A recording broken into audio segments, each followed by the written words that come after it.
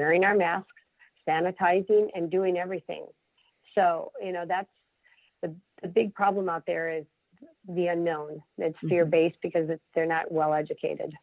Mm-hmm. And I think that's it. I think that, and again, that's that we, preach to through the Hello Gorgeous program is, in the beginning when we started it, I remember the doctors telling these women with cancer that they should not go into salons to have services done because they didn't feel that it was safe.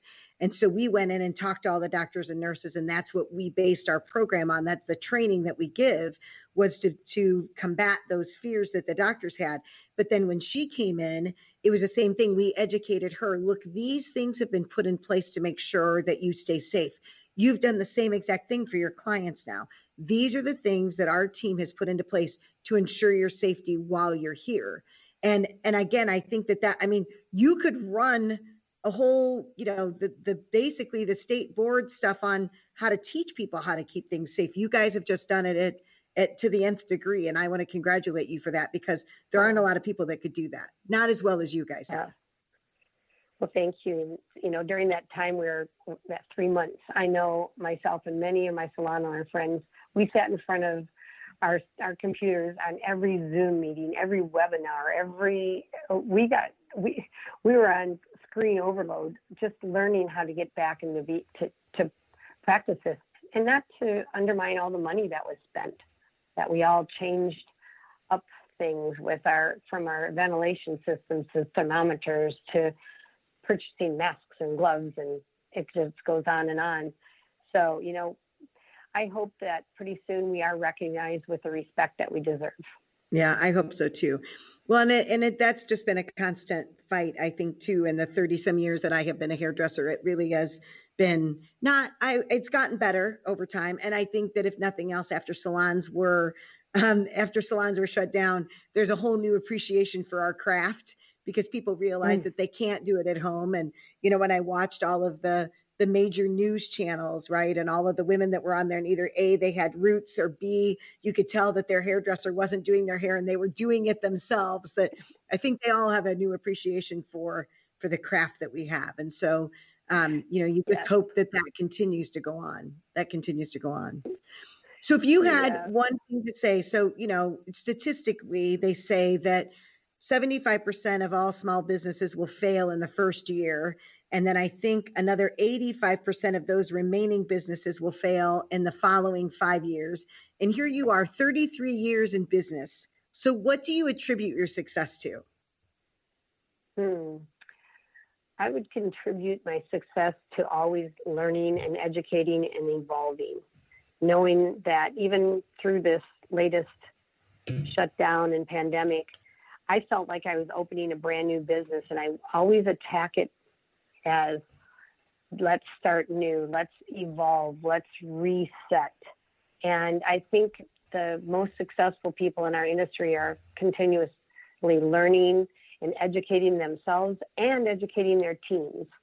So if you get stuck in the get up, go to work, go home, it'll show up. If you're constantly excited and energized and embracing change, the good change, and that is what kept me alive. And I love young talent, students, kids out of beauty school. I love it. That's who we've been the whole time, and they keep me refreshed. And sometimes they push me to be running like a step ahead of them, to keep evolving. But I think success is never being there, always striving for it. You never arrive, right? It's an evolution. Arrive.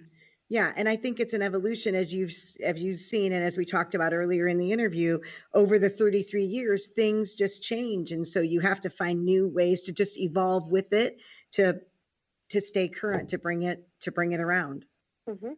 So why is it, and I see the value in it, but why is philanthropy so important to you and your team? Number one, it's in my heart, and you always attract your kind. And I was brought up to, the more you give, the more you get back. I was fortunate that that's the way my parents instilled into me, and I know that when I interview, if I don't hear that throughout the interview process, they might not be on the right, they might not want to join our team.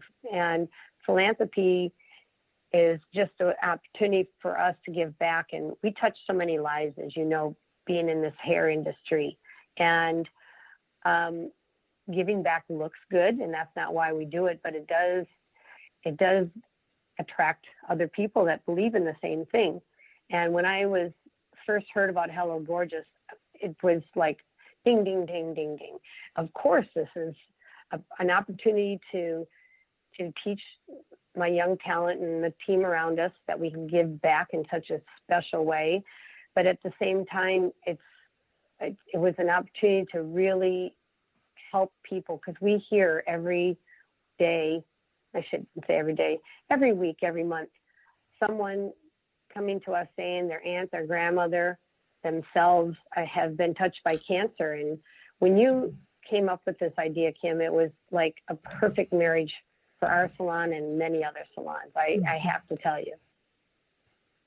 Well, thank you. And, you know, for me, it was that it allowed you to take the talent and the craft that you have. You know, we are licensed to touch. And so for me, the whole thing about the program was that you actually got to touch these women while keeping them safe and create an experience for them that they didn't feel that they were worthy of because they were diagnosed with cancer. And I think it goes, and we saw it with the makeovers and the reveals that you did in your salon.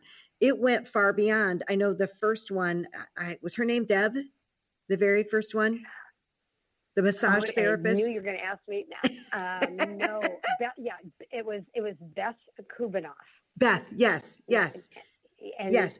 She has remained our poster child for Hello Gorgeous. I have to tell you that. And what a blessing that you got to be there and meet her. And she and I have gone on to do some news segments. And actually, Beth was my spokesperson when we did our 30-year anniversary for Headlines. We rented out a pretty big venue, and we actually dedicated it to your husband, Michael, because it was around that time. Yeah. And she could not have been a more genuine spokesperson for what it meant to her in her life to have that Hello Gorgeous red carpet experience.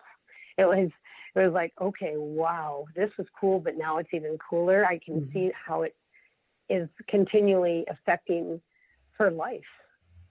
Well, and I better, think, by the way, what's that? She's healthy. Yay.